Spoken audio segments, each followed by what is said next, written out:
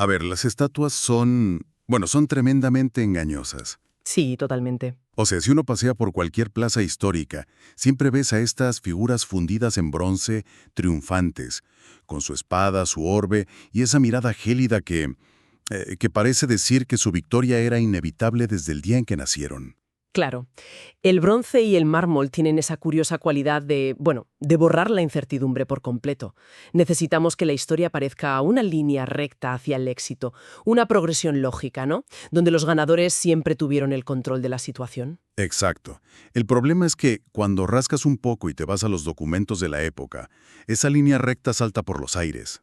Ujú. Si miramos, por ejemplo, las actas notariales privadas de Segovia, o los registros financieros, o las crónicas escritas ahí, en el barro del momento, emerge una historia completamente distinta. Y eso es justo lo que vamos a hacer en este análisis a fondo. Eso es. Queremos desentrañar cómo una joven de 17 años en 1468, que estaba, bajo arresto domiciliario de facto, sin un ejército, sin dinero propio y sin poder formal, ejecutó la maniobra política más sofisticada de la península en el siglo XV. Y hablamos de Isabel de Castilla, por supuesto, porque antes de ser la icónica Isabel la Católica, era alguien con, literalmente, todas las cartas en contra. Todas. Para entender el monumental castillo de naipes que tuvo que construir, hay que situarse en esa Castilla de 1468. Un reino que estaba, y creo que lo digo suavemente, al borde del colapso institucional. Vale, vamos a desgranar esto. Su medio hermano, el rey Enrique IV, llevaba 14 años en un trono que se tambaleaba casi a diario. Ya. Y ojo, porque la cultura popular y algunos cronistas posteriores han pintado a Enrique como una especie de villano de caricatura. No, o lo han reducido a ese apodo cruel, el impotente. Sí, sí. Pero cuando lees a los cronistas contemporáneos, ves que no era un tirano malvado, era un monarca con severas limitaciones intentando sobrevivir en un auténtico nido de víboras. Es que la alta nobleza castellana de esa época tenía un poder desmesurado. Actuaba como un estado dentro del estado. Enrique era, en muchos sentidos, un rey rehén de sus propios vasallos. Totalmente. Y para entender hasta qué punto le habían perdido el respeto, solo hay que recordar un evento que ocurrió poco antes, la famosa farsa de Ávila. Buf, la farsa de Ávila. Eso es algo que hoy nos cuesta imaginar por la pura brutalidad simbólica que tiene. Muchísimo. O sea, que quien nos escuche se imagine la escena. Un grupo de nobles construye una estatua de madera a tamaño real del rey Enrique. Ujú. La visten con la corona, el cetro y la espada. La suben a un cadalso en medio del campo en Ávila.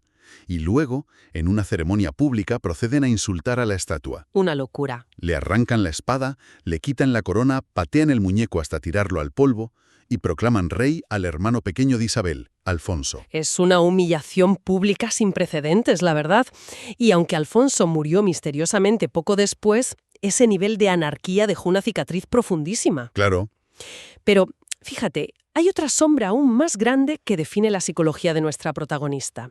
Isabel y Enrique crecieron viendo el trauma que causó una figura clave, Álvaro de Luna. Álvaro de Luna, el valido de su padre, Juan II. Ese mismo. El hombre de confianza que acaparó tanto poder que usurpó a todos los efectos la autoridad real. Álvaro de Luna casi destruye la monarquía antes de terminar decapitado. Tela. Isabel creció con esa lección grabada a fuego. Y esto es fundamental para todo lo que viene después. El sistema de gobierno que ella diseña desde que es una adolescente tiene un único propósito inquebrantable: que nadie jamás vuelva a gobernar en su nombre. O sea, esa es la motivación pura que la empuja. Pero, a ver, volvamos a 1468, porque Enrique IV necesita desesperadamente resolver el caos sucesorio. Sí. Y aquí aparece en escena la figura de Juana, apodada, cruelmente, la Beltraneja. Y creo que es vital humanizarla en nuestro análisis, porque las crónicas la tratan fatal. Muy mal. No es la antagonista malvada de este relato. Era una niña pequeña, inocente, y fue instrumentalizada sin escrúpulos por todos los adultos a su alrededor para mantenerse en el poder. Completamente de acuerdo. Se dudaba de su legitimidad, atribuyendo su paternidad al noble Beltrán de la Cueva. Aunque, hay que decir que las fechas que dan las crónicas a veces ni siquiera cuadran. Ya, es que no cuadran. Fue una víctima trágica. A los 2 años ya la usaban como moneda de cambio. Así que Enrique, totalmente acorralado por las facciones nobiliarias, firma el Tratado de los Toros de Guisando. En ese documento reconoce a Isabel como princesa de Asturias y heredera, apartando a su propia hija, a Juana. Pero hay una letra pequeña gigantesca en ese contrato. Una condición innegociable, sí. Isabel no puede casarse sin el consentimiento expreso del rey. Claro, porque el plan de Enrique no es, ni de broma, cederle el poder. Para nada. Si hacemos un paralelismo corporativo, es como si una junta directiva hostil te promete el puesto de directora general. Pero mientras tanto, organizan a tus espaldas una fusión forzosa con otra empresa que te va a dejar sin ningún poder de decisión. Exacto. Relegada a un despacho sin ventanas en otra ciudad, Enrique IV planea casarla con Alfonso V de Portugal, que era un rey mucho mayor, viudo y con un poder militar aplastante. O con un príncipe francés. La idea era sacarla del tablero castellano. Y lo fascinante aquí es que Isabel, con 17 años, lee esa jugada con una frialdad que asusta. Es brutal. Sabe que si acepta al candidato de su hermano, pierde Castilla. Entiende que para sobrevivir necesita un socio, sí, pero tiene que ser una alianza entre iguales. Necesita a alguien con peso militar, pero que no sea tan abrumadoramente superior como para anularla institucionalmente. Y el radar se posa sobre Fernando, el heredero de la corona de Aragón, que nadie se equivoque, que esto no fue una historia de amor medieval de flechazo a primera vista. ¿Qué va? ¿Qué va? Fue una estrategia de supervivencia brillante. Tenían edades casi idénticas, ambiciones calcadas, y la familia de Fernando, los Trastámara de Aragón, tenía una red gigantesca de influencia, de dinero y de parientes aliados dentro de la propia Castilla. Pero el obstáculo era monumental. Si Enrique IV y sus espías se enteraban de que Isabel negociaba con Aragón, el rey anularía el Tratado de los Toros de Guisando inmediatamente y la declararía en rebeldía. Claro, alta traición. Eso es, la boda tenía que ser el secreto mejor guardado de toda la península. Y para organizar una operación encubierta de este calibre, el bando isabelino recurre a Alfonso Carrillo, el arzobispo de Toledo. Que bueno, era un prelado que operaba más como jefe de inteligencia que como líder espiritual, ¿no? Totalmente. Carrillo despliega una red de informadores brutal, fabrica documentación falsa para la corte de Enrique, intercepta correos y mantiene una campaña de desinformación constante, ¿Qué nivel? filtrando rumores de que Isabel sigue considerando seriamente casarse con el rey de Portugal. Y mientras Carrillo despista al rey, Isabel aprovecha la excusa de ir a visitar la tumba de su hermano Alfonso en Ávila para escapar de su encierro y termina refugiándose en Valladolid. Y aquí, fíjate, llegamos al detalle documentado por Alonso de Palencia que parece sacado de un guión de Hollywood. Fernando tiene que viajar desde Aragón hasta Valladolid, pero las fronteras y los caminos están plagados de tropas leales a Enrique. Peligrosísimo. Si detectan al heredero de Aragón entrando en Castilla sin permiso real, lo capturan y se acabó la historia de España tal como la conocemos. Así que Fernando cruza la frontera disfrazado de mozo de mulas. Es un nivel de riesgo físico asombroso. O sea, el futuro rey viajó en pleno mes de octubre con el frío cortante de la meseta acompañado de una escolta mínima. De locos. Pasaron por el Burgo de Osma, Gumiel del Mercado, Dueñas, y Fernando, vestido con ropas raídas y sucias, iba a pie o a lomos de una mula de carga. Sus acompañantes nobles iban a caballo, interpretando el papel de mercaderes, y Fernando actuaba como su sirviente. Es que imagínate la tensión visceral del momento. Tienes que cepillar a los animales, servir vino a tus propios vasallos en posadas de mala muerte.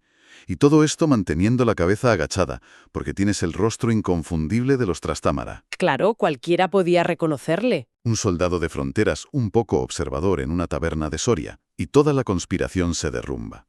Es ahí donde realmente palpas lo muchísimo que estaba en juego. Se la jugaron a una sola carta. Y logra llegar a Valladolid al amparo de la noche. Se conocen, negocian unas capitulaciones durísimas en Cervera que limitan muchísimo el poder de Fernando en Castilla y finalmente se casan el 19 de octubre de 1469. Sí. Pero los registros financieros de esta época guardan un secreto que, la verdad, desarma toda la pompa de los libros de texto. Ay, sí.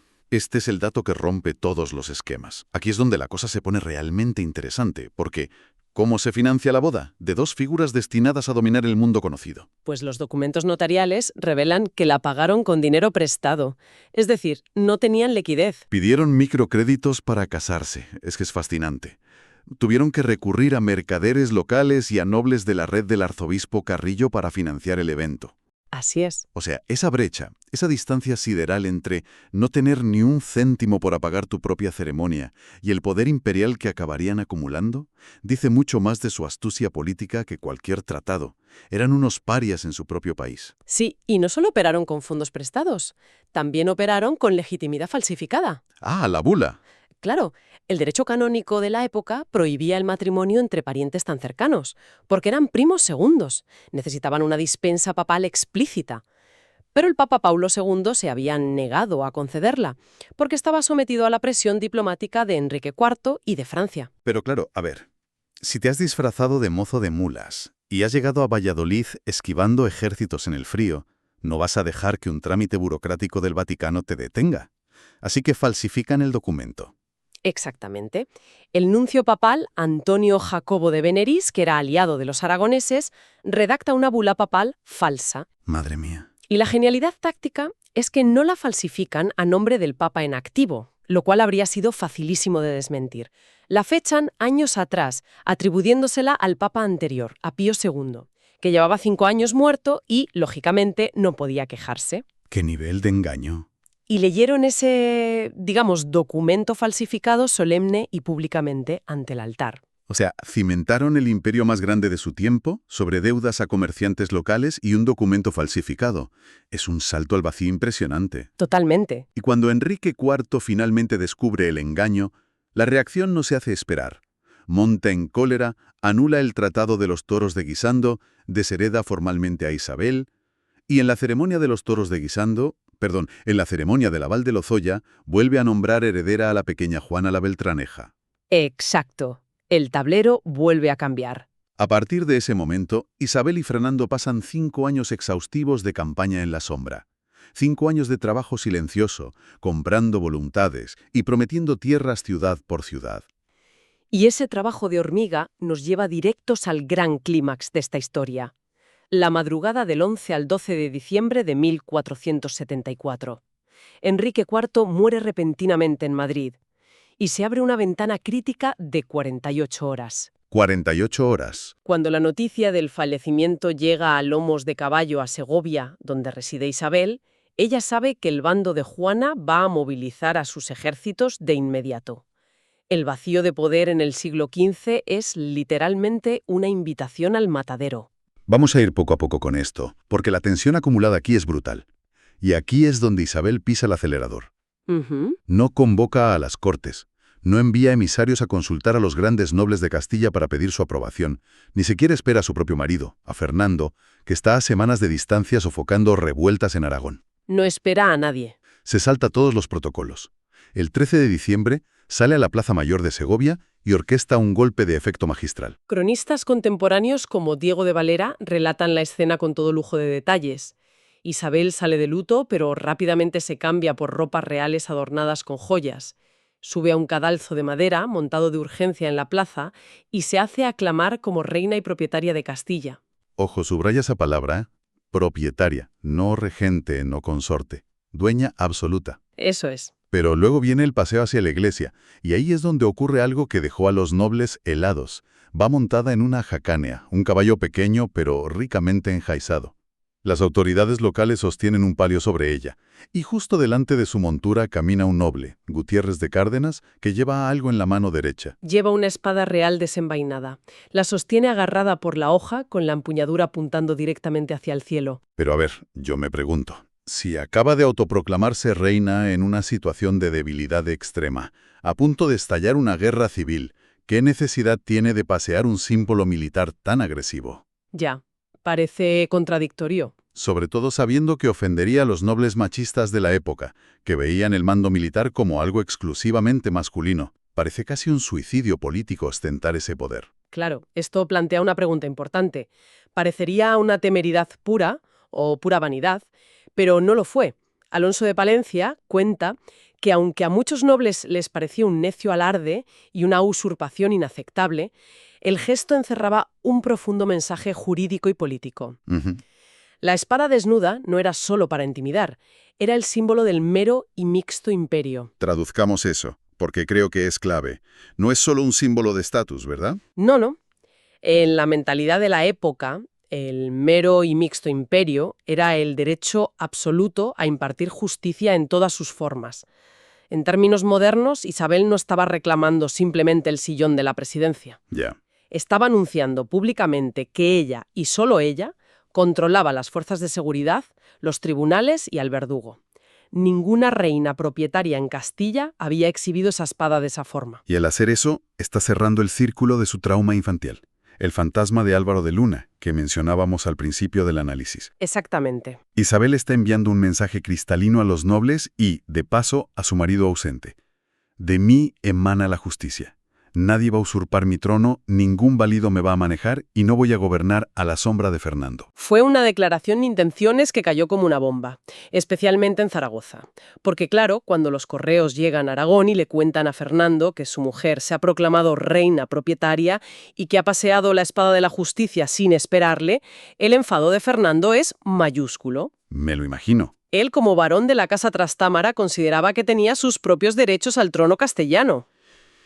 Es que es como meter a dos depredadores alfa en la misma jaula y decirles que tienen que compartir la misma presa. Tal cual. Fernando viaja a Segovia a toda prisa y llega el 2 de enero de 1475. Y se encuentra con un hecho consumado. Las autoridades de la ciudad lo reciben con una frialdad calculada. O sea, lo nombran explícitamente legítimo marido de la reina. Un golpe bajo. Lo relegan a un papel de mero consorte. Algo súper humillante para un hombre educado para liderar ejércitos y reinos. Se produce una crisis enorme. Una crisis que el bando isabelino estuvo a punto de no superar. Casi se fractura esa misma semana entre los partidarios de Isabel y los aragonesistas, que querían a Fernando al mando. Pero ahí es donde demuestran que, más allá de los egos, eran políticos excepcionales. Se encierran a negociar y resuelven esta crisis el 15 de enero de 1475 con la Concordia de Segovia. O sea, para que nos entendamos, es el acuerdo prenupcial y corporativo más importante de la historia de la península. Totalmente. Diseñan un delicado equilibrio de poder conjunto que luego se cristalizaría en el famoso lema «Tanto monta». La justicia se impartiría en nombre de los dos, las monedas llevarían ambos rostros, Sí. pero Isabel impuso unas líneas rojas inquebrantables. Ella protegía con celo el control de las fortalezas castellanas, el nombramiento de obispos y alcaldes y, sobre todo, la tesorería. El dinero de Castilla lo manejaba ella. Entonces, ¿qué significa todo esto? Significa que el pacto era fuerte, salvó la alianza. Fernando aceptó no ser el rey absoluto en Castilla a cambio de tener los recursos de la corona a su disposición. Claro. Y ella aseguró su autoridad reteniendo al mejor general de su época. Y lo iban a necesitar, porque ahora tenían que defender este pacto con sangre. El bando de Juana la Beltraneja no reconoció este golpe de mano en Segovia. Para nada. Al contrario, el tío de Juana, el rey Alfonso V de Portugal, cruza la frontera, se casa con su propia sobrina en Plasencia y reclama el trono castellano. Así estalla la guerra de sucesión castellana y tenemos que detenernos aquí para no edulcorar la historia, porque es fácil perder de vista el coste humano de estos movimientos de ajedrez. Desde 1475 hasta 1479, el país arde. Murieron miles de personas. Literalmente. A veces se relata esto como una serie de firmas de tratados elegantes, no. Pero hubo matanzas reales, pueblos arrasados, cosechas quemadas para hambrear al enemigo y asedios feroces. Las tropas portuguesas y castellanas chocaron violentamente. La diplomacia se acabó y hablaron las armas. Y el punto de inflexión de esta sangría ocurre en marzo de 1476, la Batalla de Toro. Las crónicas castellanas de Hernando del Pulgar y las portuguesas de García de Resende describen un choque espantoso bajo la lluvia en un terreno embarrado que imposibilitaba las maniobras. ¡Qué horror! Y el resultado militar fue, siendo rigurosos, un caos que terminó en empate técnico. Espera. Porque la historia oficial suele vender la batalla de Toro como la victoria definitiva de Isabel y Fernando. ¿Por qué dices que fue un empate? Porque el ejército se partió en dos. El ala izquierda portuguesa, bajo el mando del príncipe Juan, arrasó por completo a la derecha castellana y los hizo huir en desbandada. Ah, vale. Sin embargo, en el centro, Fernando y las tropas isabelinas resistieron el choque principal y lograron desbaratar a las fuerzas del rey Alfonso V, que tuvo que huir buscando refugio. Los dos bandos podían reclamar haber vencido en una parte del campo. Ya entiendo. Pero aquí entra en juego el superpoder de Fernando, que es la gestión de crisis y la propaganda urgente. Exacto. No aniquiló al ejército portugués, pero entendió que, en política, la percepción es la realidad. Mientras los soldados aún estaban curándose las heridas y sacando las botas del barro, Fernando ya estaba dictando cartas. Sí. Antes de que amaneciera, decenas de jinetes salieron a galope tendido hacia todas las ciudades de Castilla que aún dudaban a qué bando apoyar, y hacia las cortes de Europa, anunciando que Dios les había concedido una victoria aplastante y absoluta. Es que esa velocidad fue letal. Cuando los mensajeros portugueses intentaron comunicar su versión de la batalla, las ciudades castellanas ya estaban tocando las campanas y celebrando la victoria de Isabel. Ese relato triunfalista desintegró por completo el apoyo moral al bando de Juana. Totalmente. Los nobles castellanos que apoyaban a Portugal, aterrorizados de perder sus tierras y estaban en el bando perdedor, corrieron a pedir perdón a Isabel. La guerra de la información decidió la guerra militar. Si conectamos esto con el panorama general, el conflicto se fue apagando hasta que, en 1479, se sella la paz con el Tratado de Alcazobas. Pero esa paz tuvo un precio asombroso, ¿eh? Para asegurarse el reconocimiento internacional indiscutible de que la corona de Castilla era suya y comprar la paz en tierra, Isabel y Fernando sacrificaron piezas menores. Sí, Entregaron a Portugal casi toda la hegemonía y expansión atlántica. renunciaron al oro de Guinea, al control de las islas de Cabo Verde, a Madera. O sea, renunciaron a las rutas comerciales más lucrativas del océano, reservándose solo las Canarias. Visto con perspectiva, sacrificaron un imperio ultramarino para consolidar su casa. Así es. Sin saber, claro está, que años después aparecería un navegante genovés con otro proyecto. Fue un ejercicio de pragmatismo brutal. Y en ese pragmatismo, la gran víctima, la gran sacrificada del tablero, fue Juana la Beltraneja. El Tratado de Paz la despojó de sus títulos y no le dejó salida. Pobre niña, de verdad. Le ofrecieron casarse con el hijo de Isabel cuando éste alcanzara la edad adulta, lo que significaba vivir vigilada y humillada, o encerrarse en un convento. Y eligió lo segundo. La forzaron a recluirse en un convento, tomando los hábitos en Coimbra. Fue apartada de la línea sucesoria y borrada del futuro. Si hacemos un balance y conectamos todos estos hilos, el arco vital de Isabel es, sobrecogedor. La joven prisionera se convirtió en la soberana indiscutible. Sí, cada riesgo que tomó fue un peldaño en la escalera. El engaño a su hermano Enrique, la tensión del disfraz de Fernando cruzando campos helados como mozo de mulas, el dinero prestado para pagar la boda, la espada de la justicia alzada en Segovia. Todo. Todo era parte de un poder diseñado para no depender nunca más de favoritos. Cada pieza de ese engranaje fue meticulosa, para no volver a ser la rehén de nadie. Es el triunfo de la astucia sobre el destino que le habían impuesto. Pero detrás de la maquinaria del éxito hay un eco humano perturbador, que a menudo pasamos por alto. Porque tras perder la guerra, obligada a exiliarse en Portugal e ignorada por la historia que escribieron los vencedores, Juana la Beltraneja vivió muchas décadas más. Así es. Vivió un encierro prolongado, observando desde la distancia cómo sus rivales se convertían en los reyes más poderosos del mundo. Y fíjate, las fuentes nos dejan un detalle final que hiela la sangre. Lo dejo para la reflexión de quien nos lo escucha hoy. Hasta el último día de su larguísima vida, ignorando el exilio y desafiando la realidad impuesta por los vencedores, Juana siguió firmando todos y cada uno de sus documentos con las mismas dos palabras: yo, la reina. Yo, la reina. Es el recordatorio perfecto de que debajo del bronce inamovible de las estatuas siempre está el barro, las dudas y la sangre que costó forjarlas. Ha sido un auténtico placer sumergirnos en esta historia y compartir esta charla. Nos vemos en el próximo análisis a fondo. La historia siempre merece una segunda lectura. Ha sido un placer. Hasta la próxima.